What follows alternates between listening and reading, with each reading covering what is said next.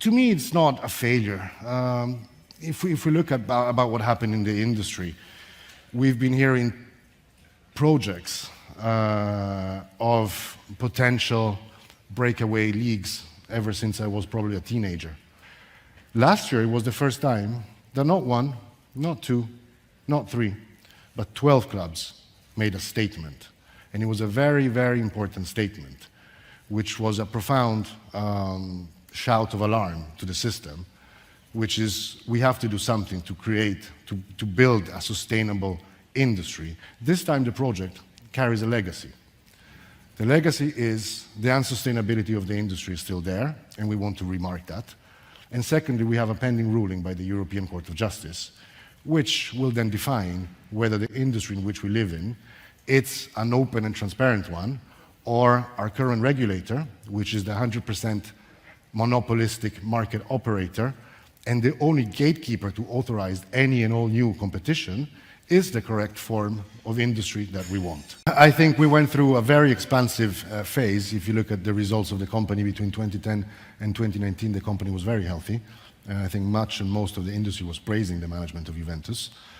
We went through a capital increase, which was brought to the market in the autumn of 2019, in a moment that in order to try and compete and remain competitive within the international environment, we called for 300 million of capital increase, and that was on the back of over half a billion invested between 2018 and 2019. So we are in a purely, truly expansive phase.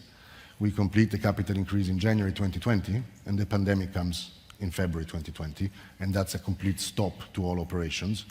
And we had over 300 million of direct and indirect losses from the pandemic, which, in order to keep the company ongoing operations, called for a new capital increase. Luckily enough, our shareholders have big shoulders, and that was possible. And now we will be representing, just to make sure that we get back on a path to credibility vis-a-vis fans, the community, investors, stakeholders, our new long-term plan, which will be presented in June. Vis-a-vis the investigations, let me say, and let me add, it is our position that no wrongdoing was done. Our accounts have been audited by statutory auditors and external auditors, two different sets, as the board changed in October. So we are confident that our position will come out as the investigations unfold.